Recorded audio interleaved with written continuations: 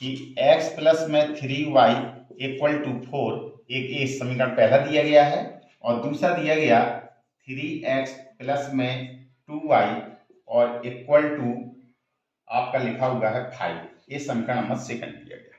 और आपसे कहा गया कि समीकरण को हल करो, समीकरण को हल करो। तो मैं आपको सबसे पहले प्रतिस्थापन विधि के द्वारा बता रहा हूं कि ऐसे प्रश्नों को कैसे हल करते हैं। प्रतिस्थापन विधि, तो प्रतिस्थापन विधि से कैसे प्रश्नों को हल करते हैं ये देखते हैं। सबसे पहले आप हल करने के लिए प्रश्नों को उतार लीजिए।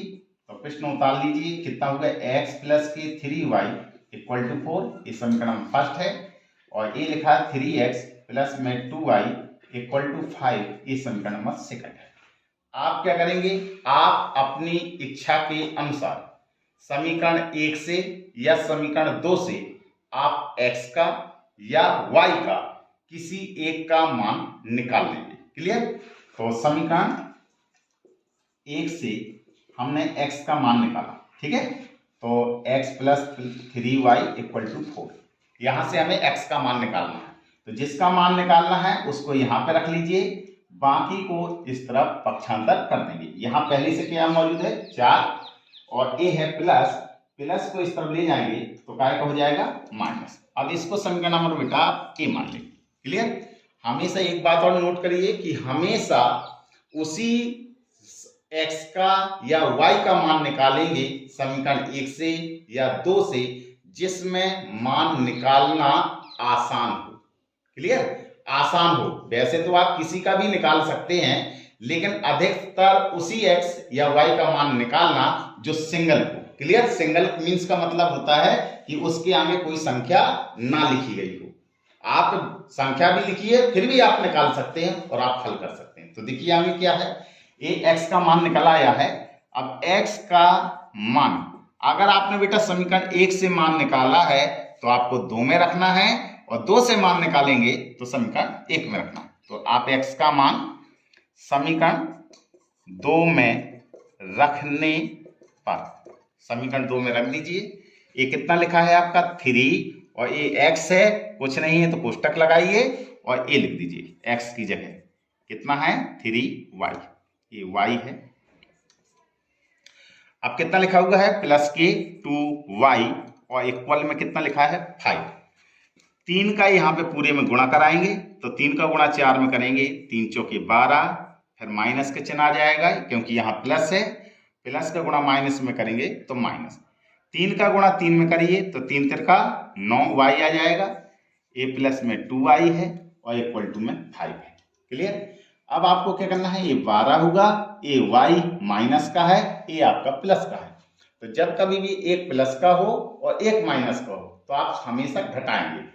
तो 9 में से 2 घट जाएगा, कितना बचेगा 7, लेकिन किससे घटाया 9 से, और 9 का चिन्ह काय का है माइनस का। ये y है और बराबर में कितना लिखा है 5। यहाँ जगह नहीं है तो मैं इसको यहाँ पे लगा, तो माइनस के 7y है, माइनस के 7y और इक्वल एक यहाँ पे कितना लिखा हुआ पहले से 5 लिखा है, और ये जो 12 है आप इस तरफ पक्षांतर करेंगे तो 12 यहाँ पे प्लस का है, जब इस तरफ जाएगा तो काय का हो गया माइनस का। ये होगा माइनस के 7y इक्वल 5 में से तो 12 घटेगा नहीं, तो 12 में से 5 घटाइए तो 12 में से 5 गया कितना बचेगा 7, लेकिन किससे घटाया आपने 12 में से, 12 का चिन्ह काय का है माइनस का। इस माइनस से माइनस कट गया तो y बराबर कितना आया आपका 7 बटे, जो y के साथ में गुणा में है ये कहाँ चला जाएगा आपका बटे में, तो 7 का भाग 7 में देंगे, कै बार गया एक बार, तो y बराबर कितना आया 1। ये बेटा आपका y का मान आ गया। अब y का मान समीकरण जो आपने बेटा a माना है, आप ऐसे तो किसी भी एक समीकरण में रख दीजिए, चाहे 1 में रख दो और चाहे 2 में रख दो, तो आपका x का मान निकल के आ जाएगा। लेकिन अधिकतर आप जो समीकरण नंबर a माना है इसी में रखा करें, ठीक है। तो y का मान समीकरण a में रखने पर रखिए। ये कितना लिखा हुआ है आपका x बराबर का निशान लगाएंगे, ये कितना लिखा है 4 माइनस 3y, पहले मैंने आपको समीकरण उतार दिया, x बराबर 4 माइनस 3 और y की जगह y का मान रख देंगे। यहाँ पर कोई निशान नहीं है तो बेटा आपको गुणा का निशान मानना है। और y के स्थान पर कितना लिखा हुआ है 1, तो 1 लिख दीजिए।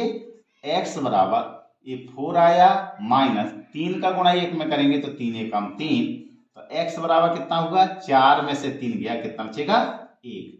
क्लियर। तो इस तरीके से बेटा आपने देखा कि हमने x और y के मान निकाले। यही मान इस युगपत समीकरण के हल होते हैं। क्लियर।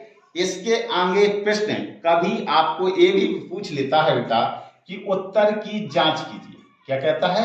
उत्तर की जांच कीजिए।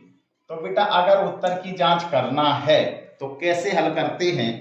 जो आपके बेटा x और y के मान आए हैं वो आप अपनी इच्छा के अनुसार किसी एक समीकरण में रख दीजिए, चाहे समीकरण 1 में और चाहे समीकरण नंबर 2 में।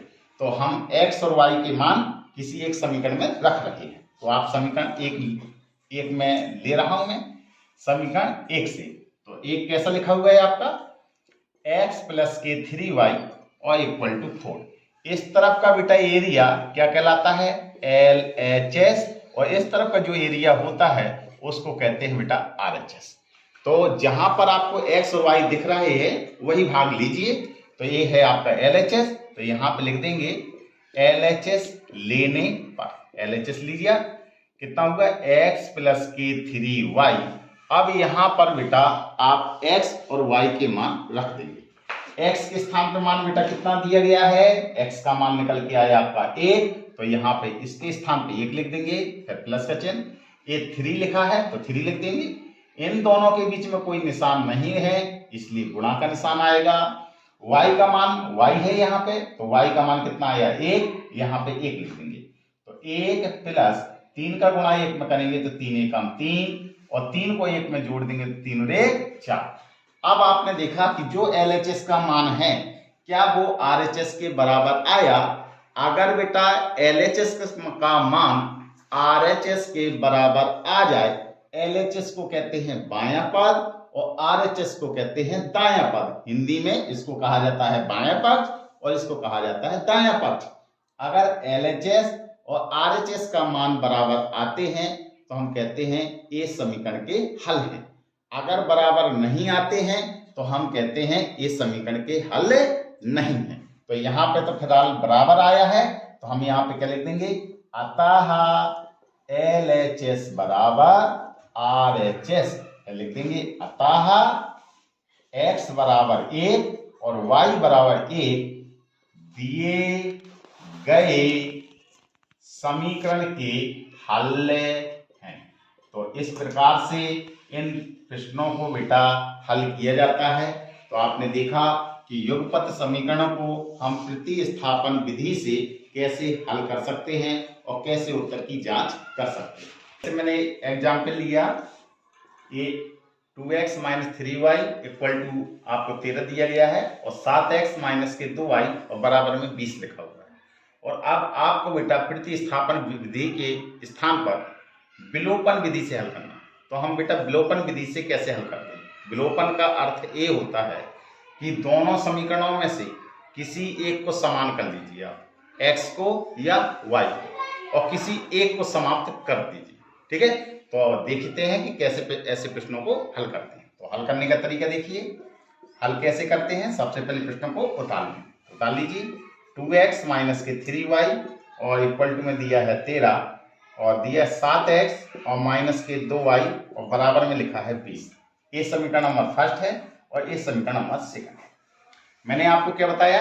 या तो आप x को समान कर लीजिए या y को समान कर लीजिए। इस विधि में किसी एक को समान किया जाता है, या तो x को या y को। तो समान करने का तरीका क्या है? जैसे मैं x को समान करना चाहता हूं तो यहाँ x के आगे कितना लिखा हुआ है? 2। तो ये जो 2 है इसका तिर्यक गुणा कर देंगे यहाँ, तो यहाँ पर 2 आ जाएगा। यहाँ x के आगे क्या लिखा हुआ है? 7। तो आप तिरछा जाएंगे और यहाँ पर 7 का गुणा कर देंगे। एक बार और बात समझ लीजिए, कभी भी किसी को समान करना हो, जैसे मैं x को समान करना चाहता हूं तो कैसे गुणा किया जाता है? जो x के आगे लिखा हो उसका बेटा गुणा दूसरे समीकरण में करेंगे। इसी प्रकार से जो x का दूसरे समीकरण में गुणांक लिखा है उसका गुणा हम पहले समीकरण में करेंगे, करते हैं।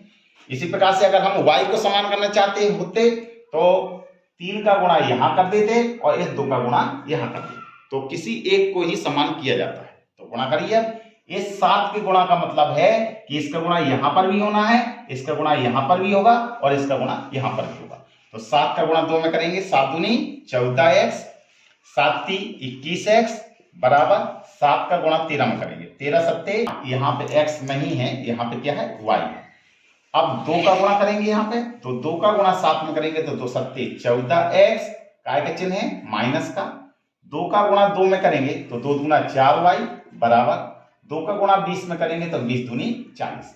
अब आपके ये समीकरण समान हो चुके हैं, यानी कि x समान हो चुका है। तो अब हम इसको क्या करते हैं, घटाते हैं या जोड़ते हैं। अगर बेटा दूसरे समीकरण यानी कि दोनों के चिन्ह देखिए, अगर दोनों के चिन्ह एक जैसे हैं तो आपको लिखना पड़ेगा घटाने पर। अगर दोनों के चिन्ह एक प्लस का है और एक माइनस का है तो आपको लिखना है जोड़ने पर। अगर चिन्ह बदलने की जरूरत पड़ी तो आपको लिखना है घटाने पर, और चिन्ह बदलने की जरूरत नहीं है तो लिखना है आपको जोड़ने पर।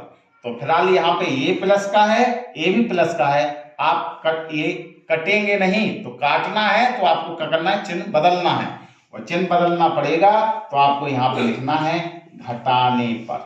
तो घटाते हैं जब, तो चिन्ह सिर्फ दूसरे समीकरण जो नीचे समीकरण लिखा हुआ है इसके ही चिन्ह बदले जा सकते हैं, पहले वाले समीकरण के चिन्ह नहीं बदले जा सकते। तो जे प्लस का है तो जे हो गया माइनस, जे माइनस है तो जे हो गया प्लस, जे प्लस है तो जे हो गया माइनस। अब जे और जे आपका कट गया।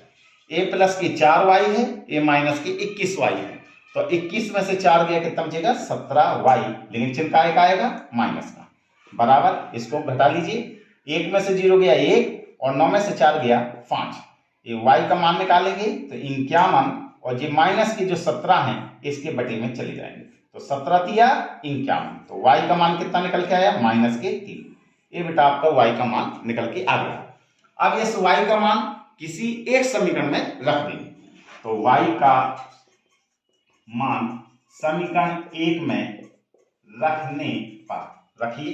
तो समीकरण 1 कैसा दिया गया है, 2x माइनस के 3, ये आपका y लिखा है और y के स्थान पर कितना मान है माइनस के 3, और बराबर में कितना लिखा होगा 13। तो 2x माइनस और माइनस कितना होगा प्लस, 3 तिरका 9 बराबर में 13, तो 2x बराबर कितना होगा 13 प्लस 9 को इस तरफ पक्षांतर करेंगे, माइनस का 9, यहाँ जगह नहीं है तो यहाँ हल कर रहा हूं। ये कितना है 2x बराबर 13 में से 9 गया कितना बचेगा 4। x का मान निकालेंगे तो 4, x के साथ में कितने का गुणा है 2 का, 2 बटे में चला गया, 2 दूना 4, तो x बराबर कितना आया 2। तो आपने देखा इस तरीके से हम विलोपन विधि के द्वारा हम x और y के मान निकाल सकते हैं। इसमें भी हम उत्तर की जांच कर सकते हैं, तो उत्तर की जांच वैसे ही है जैसे प्रतिस्थापन विधि में होती है। हम क्या करते हैं x और y के मान किसी एक समीकरण में रख देते हैं, अगर उसका आंसर LHS बराबर RHS आ गया तो हम कहते हैं ये समीकरण के हल है। तो आज मैंने आपको युगपत समीकरण के बारे में अध्ययन कराया। Thank you.